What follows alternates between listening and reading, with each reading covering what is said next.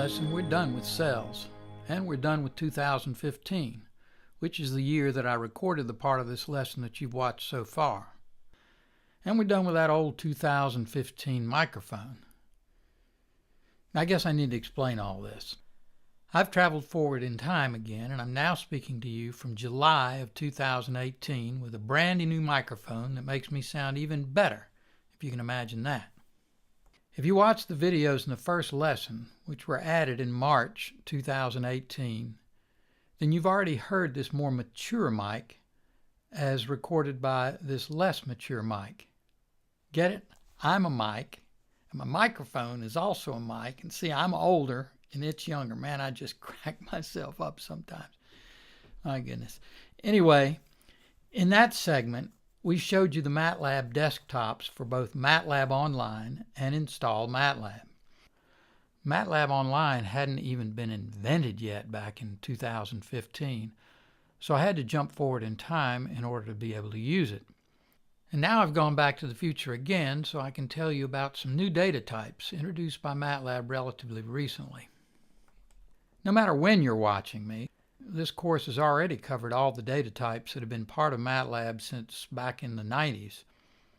You know, the double and single floating point numbers, all the integer types like int8, unsigned, int16, etc., and the char and the logical and the struct and the cell, which we just now finished with.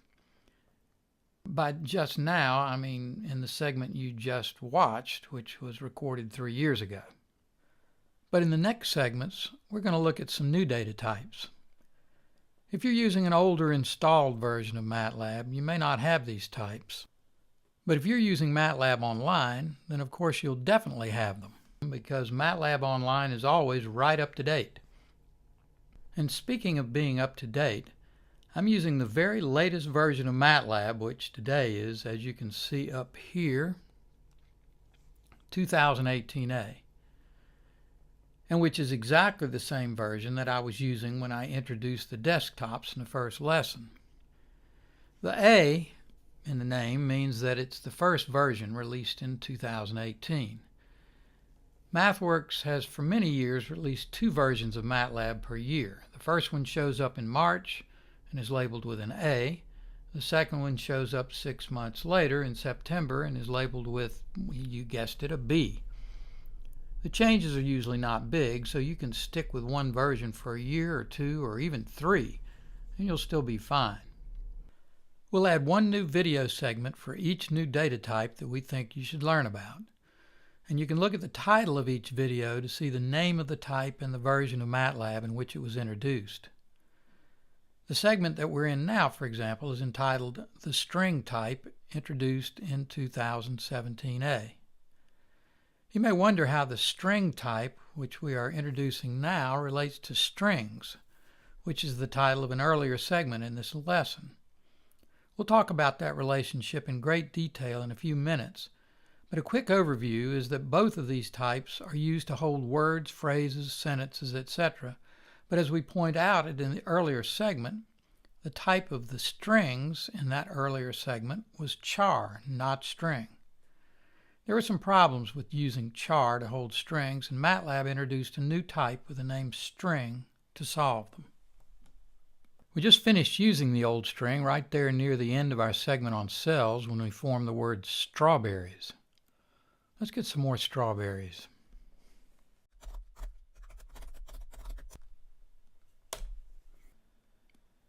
In this command, we've assigned the string strawberries to the variable named fruit.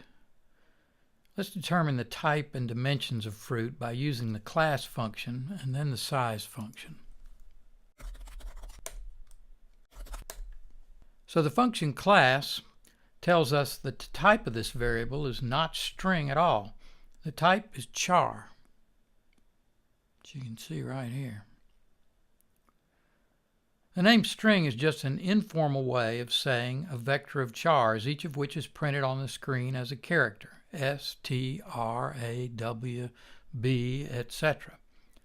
The size function reminds us that this so-called string is a row vector, just like any set of characters that we enclose in single quotes. And this particular one has 12 elements. Hey, look, I know you remember all this Char stuff and are probably edging closer and closer toward an epic case of total boredom. But before you drift off to sleep, I just can't help but also point out that when the function class returned the type of fruit right here, it did it with an output argument whose type is also char. We know that because the word char is surrounded by single quotes. Okay, hello. Sorry about that, but you should probably wake back up now because here comes the new string type. To get it, we can simply use double quotes instead of single quotes, like this.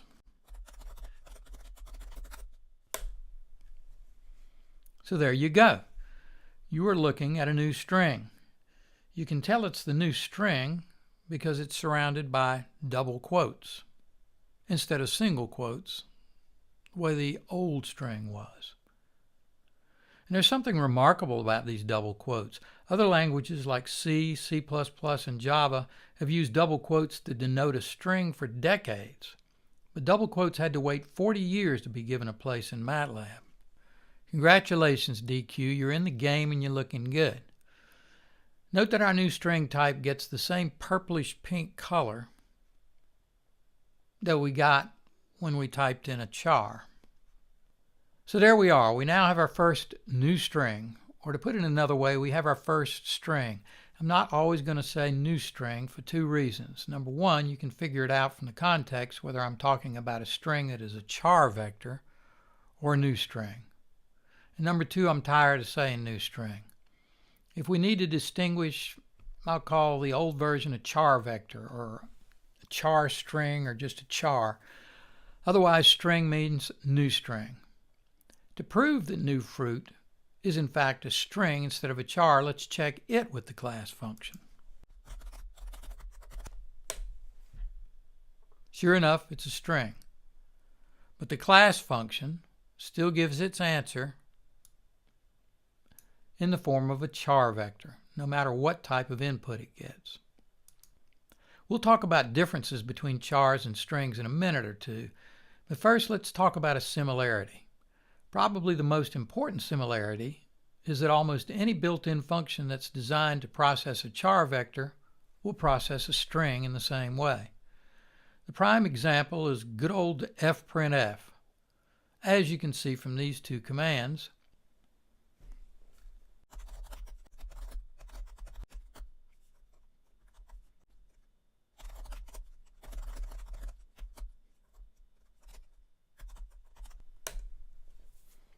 it's happy with a format argument that is either a char vector or a string. And then there are all the built-in functions that were designed originally to manipulate char vectors. They're also happy with the string. Let's put one of those happy little functions right here in the command window. Remember the function that we used earlier in this lesson to search for a substring inside another string? It returns all the starting positions of the substring everywhere it finds it. And the name is string find, abbreviated for the function name as strfind. We'll first make an old char string, and then we'll call string find to find something in it. Let's see. Inane refrain equals the rain in Spain stays mainly in the plain.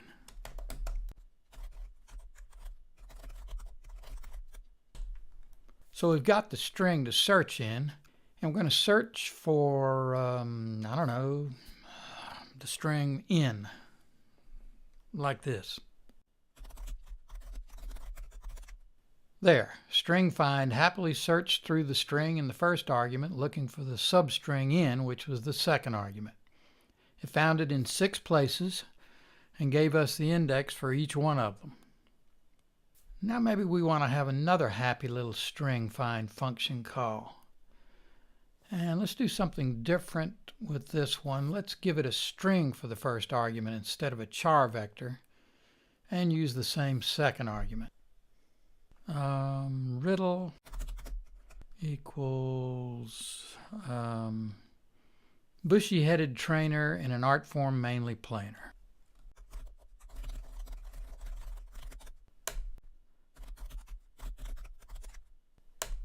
There. As you can see, our happy little string find function is just as happy with a string as it was with a char. And I could have used a string for the second argument too. By the way, if you need to look for more complex string patterns, like, for example, every substring that starts with a lowercase a followed by one or more lowercase letters followed by one lowercase r, then you should look up regular expressions and the built-in function that searches for them named regexp, which stands for regular expression.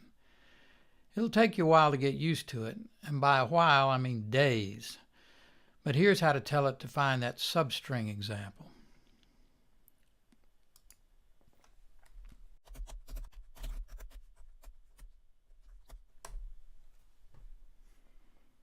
And take my word for it, it found it 3 places.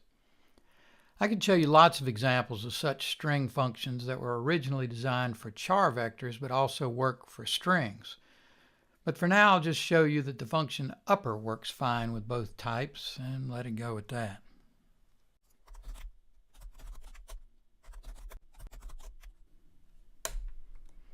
And of course, the function lower works just as well. So, all the built-in functions have now been tweaked by the MathWorks programmers so that they do their things with either a char or a string. In other words, as we've learned, that means that they're all polymorphic functions. Since char and string are different types, these functions have to do different things internally with them. But that's the beauty of the concept of the polymorphic function. You just give it the argument and the function looks at the type and figures out what to do. That's the best way to write any function that might be appropriate for use with more than one type, if you have the time. But let's suppose that you've already written a whole bunch of functions that require an old-fashioned char vector instead of a string, and you don't want to, or you don't have time to, change all of them to handle strings too. Well, never fear, the converter is here. Before we find out what that means, let's suppose you've written a function that reverses a row of chars, just like this one over here, called myStr function, which is supposed to mean my string function. Here's what the function looks like. It's just a one-liner. It takes the input and then it just plays it backwards for you. And let's suppose you want to reverse strawberries. Let's first see what happens when we input strawberries as a row of chars. That's what we assign to the variable fruit, so let's use that as an input. I think I'll clear this cluttered command window first.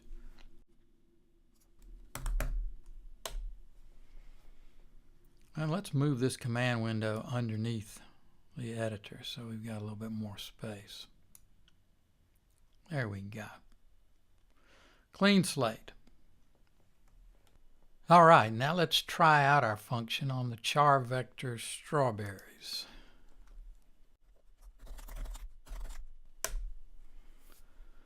Well, that looks kind of disgusting for some reason. But the function is obviously working because the variable fruit contained the word strawberries, and C. Arab warts is strawberries spelled backwards. Now let's give it the variable new fruit, which contains the word strawberries as a string instead of a char vector.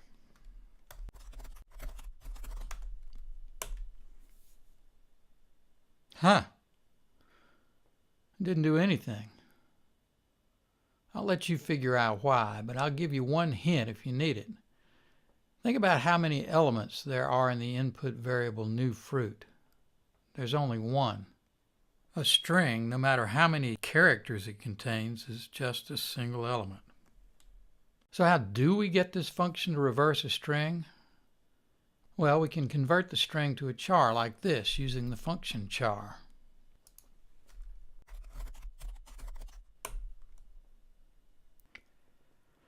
Then we can use this char vector as the input,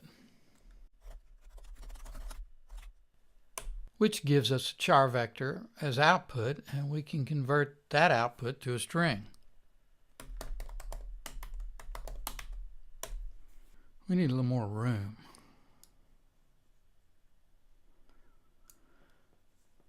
Okay, that worked, but it requires 2 new variables and 3 command lines. Well, we can do all this with no new variables and only 1 line, like this.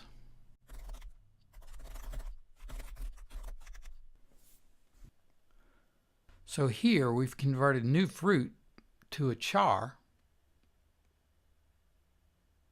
and here, after the function has returned its value, we've returned the output of the function to a string. Is that slick or what? We didn't monkey around inside the function itself. Instead, we just switched to char on the way in and switched to string on the way out. I think you've got the picture, but I want to do one more example of converting a char to a string.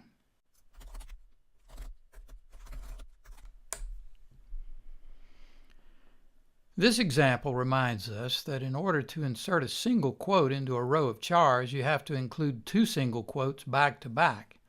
And it reminds me of one of the greatest Broadway musicals of all time, West Side Story. Just thinking of this poignant song gives me goosebumps. I could sing this song for you, and you'd probably get goosebumps too. Well, the kind you get when your skin crawls, but that would be the end of my video career for Vanderbilt, so I'm not going to do that. What I want to point out from this example is that the same sort of doubling requirement shows up for strings. In order to insert a double quote into a string, you have to include 2 double quotes back to back, as in this example.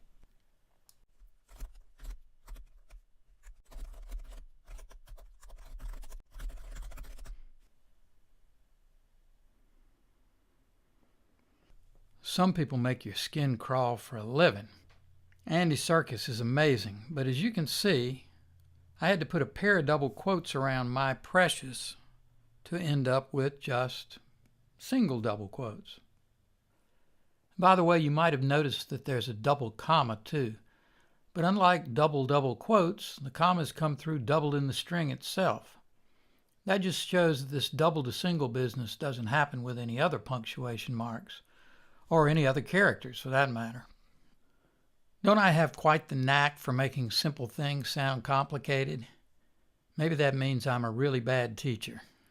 Or maybe I'm cleverly making it sound like you're learning really hard stuff so you can impress your friends.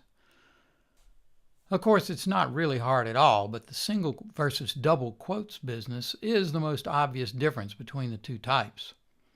This is a syntactical difference between them, and syntax is usually much easier to understand than semantics, as the semantics of the 1-line string reversing example above shows. There are other semantic differences that we need to look at, of course. One nice difference is that the string type does not suffer from a particularly irritating limitation of the char type, which we ran into in lesson 7. The limitation occurred when we tried to put more than 1 row of characters in a 2-dimensional array of chars. Before we try that again with the char version of strings, which will fail as miserably now as it did then, let's see how easy it is to do it with the new string type.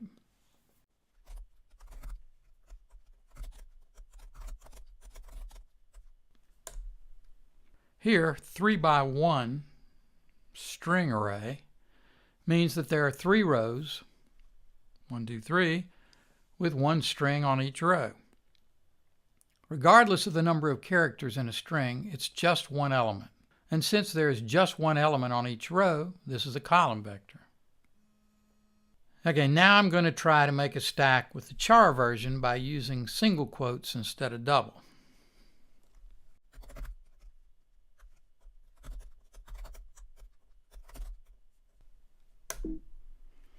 Oops, here's that red stuff.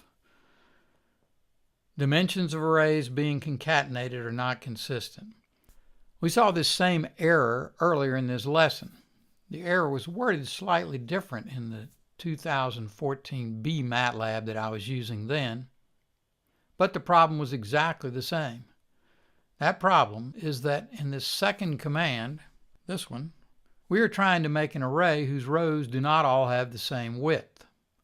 whereas in the first command, the ace on the first row is just one single element. In the second command, ace comprises the three elements A, C, E. And in the first command, king and queen on the second and third rows are also each just one element, whereas in the second command, king on the second row has 4 elements and queen on the third row has 5. MATLAB never allows different numbers of elements on different rows of the same array, as we first pointed out in Lesson 2. Arrays are rectangles, meaning that all their rows have exactly the same width. And I can guarantee you that until that sad day when MATLAB finally ceases to exist, which by the way is over 200 years from now, it will continue to enforce that rule. What? How do I know it's over 200 years? You've forgotten I got a time machine? I know many things, my friends. And this rule, stretching forth over the centuries as it does, has nothing to do with chars or strings in particular. It's a basic rule of arrays, and all the widely used computer languages enforce this same rule.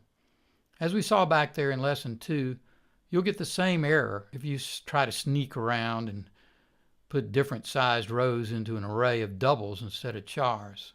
Let's see, I don't know, let's just do this.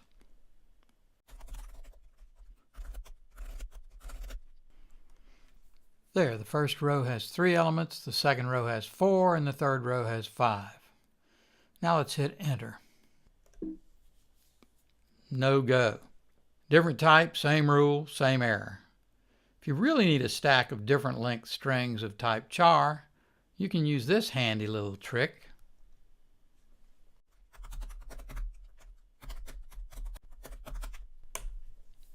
When you give a column of strings as an input to the function char, it not only changes the type to char, but also adds just exactly the right number of blank characters to the right of each short row to make all the rows the same width as the longest row. As you can see by the space between ace and its closing quote mark, and by the space between king and its closing quote mark. So it returns a rectangular two-dimensional array of type char, all strictly legal. Okay, we put strings on top of one another, but what happens if we put them side by side? Let's clear the command window and do that. And we'll do it with strings first.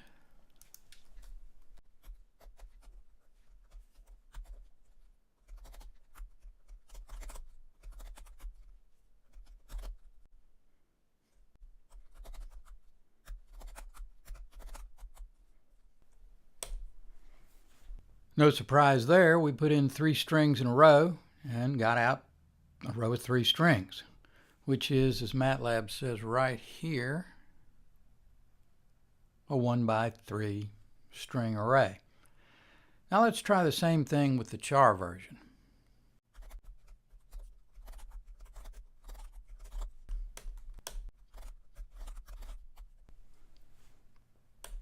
So what happened here? Why did all the letters get shoved together into a single string of chars? Well, this same thing happens anytime you put multiple row vectors on the same row. You end up with a single row vector containing the elements of the multiple row vectors, one immediately after the other. It works the same way with numbers, of course. Here's an example of that.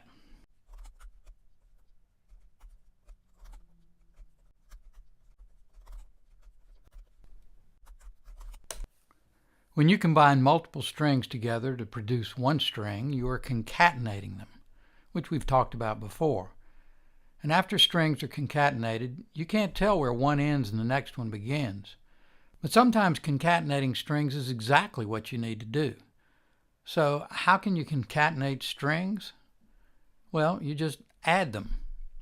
By add, I mean use the plus sign, which we've used so far only to sum up numbers. Here's how it works with strings. Hey, I wonder what happens if we use a minus sign. Let's try that. Wow, how about that? MATLAB figured out that these strings are numbers, and then, just kidding, I faked this one.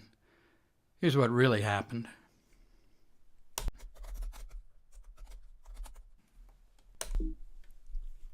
And you'd get an error like this with any other arithmetic operator too.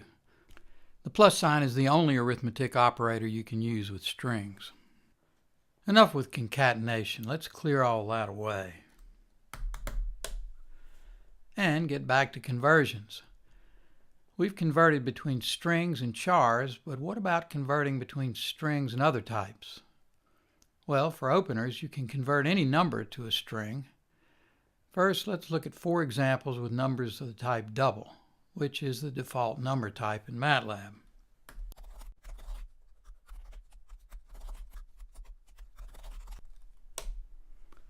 And here's a 5th example in which we convert from one of the integer types to a string.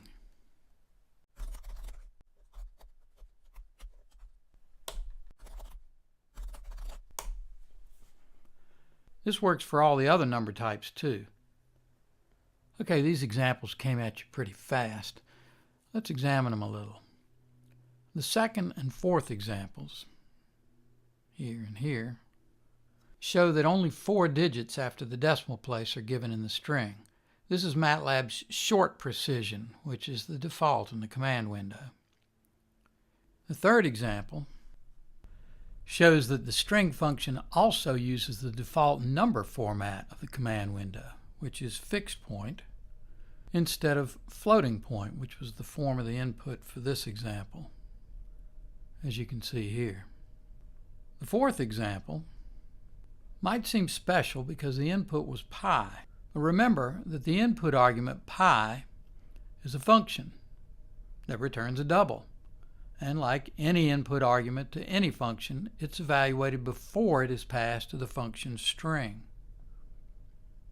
When it was evaluated, it returned a double. So string did what it did for the first 3 examples. It just changed a double into a string. And the string function can even convert from a logical. Look at this.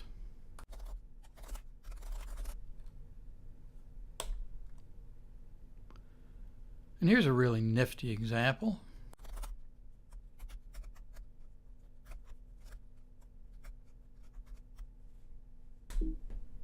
Oh my, looks like I made a little bit of an error here, but MATLAB is helping me out. Yes, MATLAB, I did mean that. Thank you for adding that parenthesis for me. What a great system these MATLAB programmers have given us. But anyway, why did we get this vector of 4 strings? Well, you may remember that the greater than sign operates element by element, and it returns a row vector of logicals. String was given that row vector as an input, and it converted each element to the appropriate string to produce a row vector of corresponding elements. So, to summarize conversion from logical to string, a true input produces the string true, and a false input produces the string false. Not exactly earth-shaking, but this operator can be quite helpful when you need to produce output in string format, say for printing or for exporting to Excel or any other application that takes strings. You can't go the other way, though.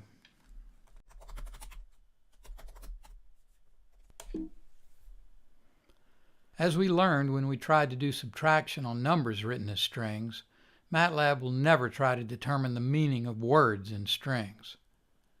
But you may be surprised to learn that it will determine the meaning of a numeric string. Here's some examples.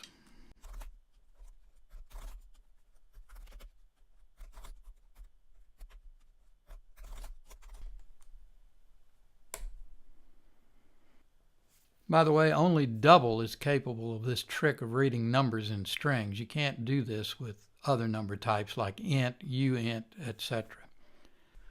There are some important differences from what happened when we converted in the other direction. Let's pop that one up again from the command history for comparison.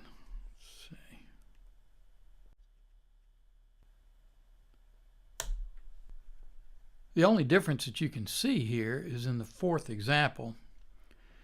When we converted from the string pi to a double up here, we get NaN. But when we converted from the number pi to a string, we got 3.1416. So why did we get NaN instead of 3.1416? Well, NaN means not a number. And this is the function double's way of enforcing MATLAB's rule that it will never try to determine the meaning of a word in strings. When you give it a non-numeric string, it returns NaN every time. There's another difference that you can't see. You may remember that for converting from a double to a string, the format short is used. So here. Well, when we're converting from a string to a double, the format is whatever format that is set in the command window at that time. It's currently set to short. But watch what happens if I change the format to long and repeat this command up here.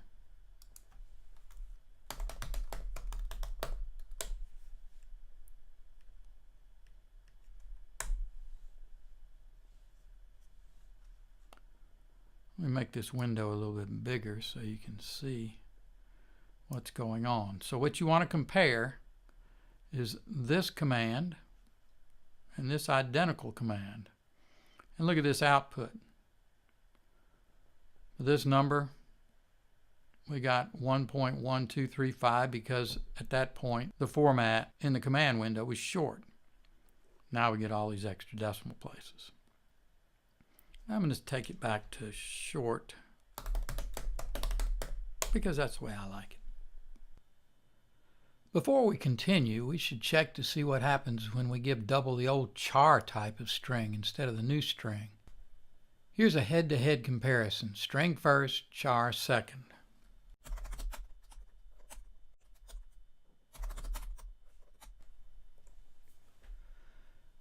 We've already seen the first one, which works perfectly.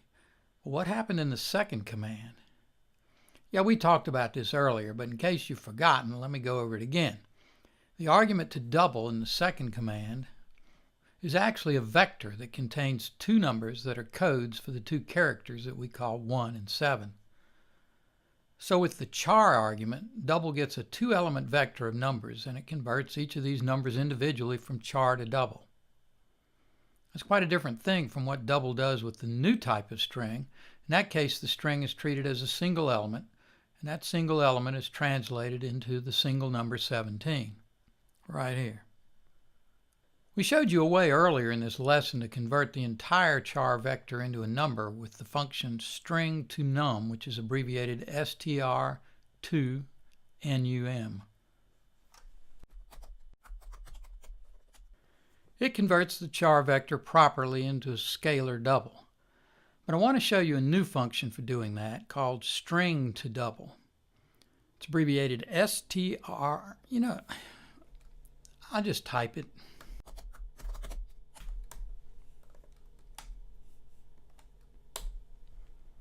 There. String to double has the advantage that it also works with a string input. You can't do that with string to num. This function gives you a way to write code that includes a string to double conversion when you don't know whether you're going to get a char type or a string, like this.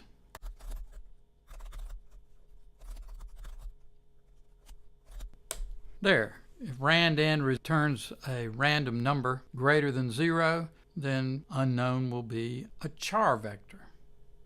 Otherwise, unknown will be a string. And we don't know which one it is. But we don't care because string to double works with either one of them just fine.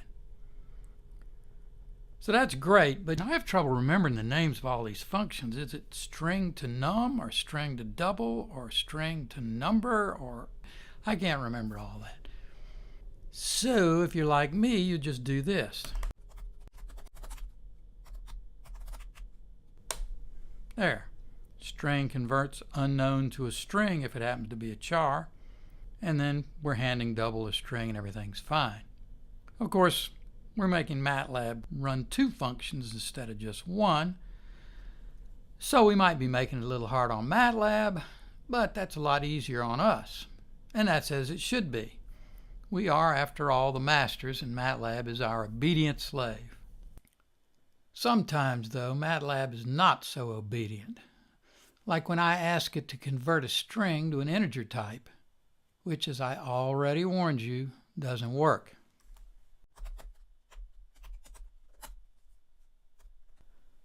Conversion to int8 from string is not possible. To that I say poppycock, balderdash, and pish posh.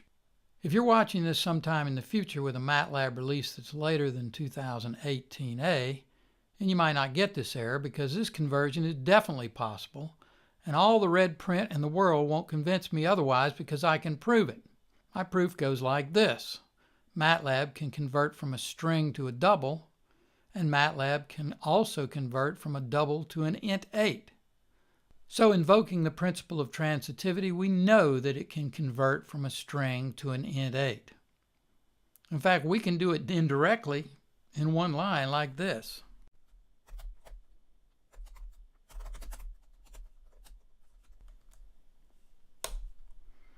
End of proof. QED. Case closed. And more importantly, I managed to work in the word transitivity, which also shows how smart I am. So that's it for conversions involving strings. No, wait, there's one more thing. Look at this conversion.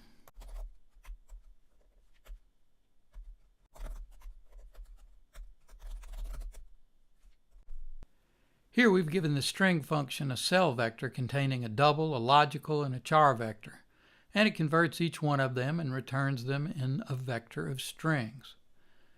This example shows that the string function will reach inside a cell array and convert different types into strings. This feature lets you avoid having to use looping when you're given lots of heterogeneous data in a cell array, and you need to translate it into strings. So that's it for conversions involving strings, and this time I mean it. So what's next?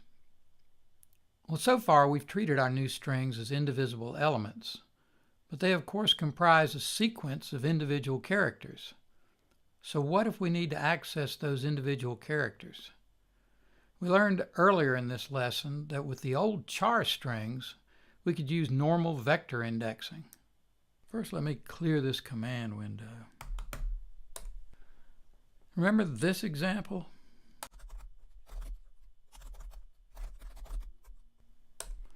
That was Plan B for the title of our textbook. So here we've asked for elements 1 through 6 of this string, and that gave us MATLAB. When we first did this, it seemed a little surprising that it even worked, because MATLAB for smarties doesn't look at all like any vector we were used to. Well, now you may be comfortable thinking of a string as a vector, but don't get too comfy with this idea because it doesn't work with the new string.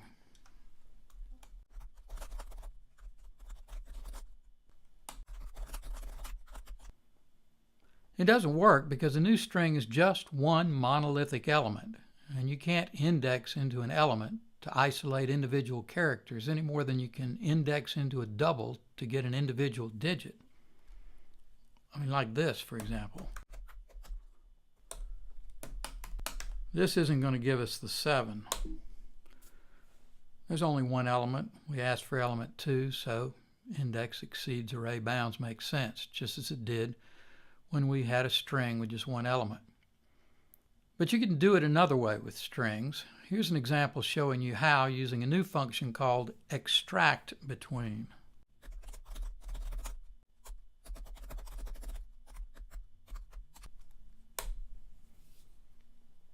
As you can see, I've given this function 3 arguments. The string that I want to access, the starting position of the characters that I want, and the ending position. Note that the B in the name of this function has to be uppercase. And also note that the word between is not quite right because in addition to the characters between 3 and 8, which is this first D and this D, it includes those two characters too. So it's not really between. I have trouble remembering the name of this function, the capital B, and the meaning of between. Oh my goodness, this is all way too complicated for old Mikey boy here. Fortunately, there's a workaround. Just convert to a char and use normal indexing and convert right back to a string again. Sure, it takes 2 steps, but you don't have to remember the name of a new function or how it works.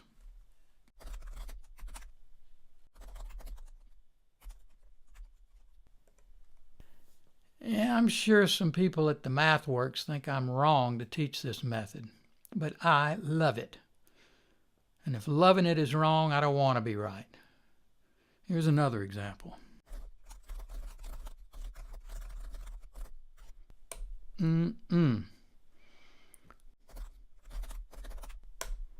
This stuff is tasty. And now to access some characters inside it.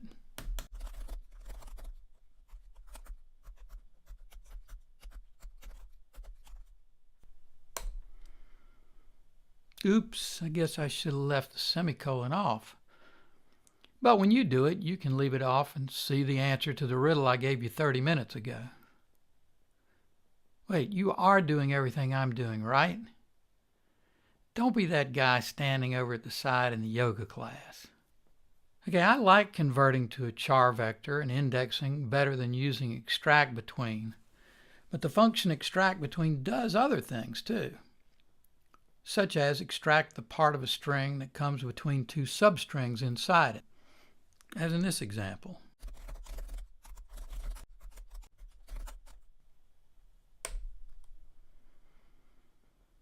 This works pretty well, and this time the word between in the name of the function is correct.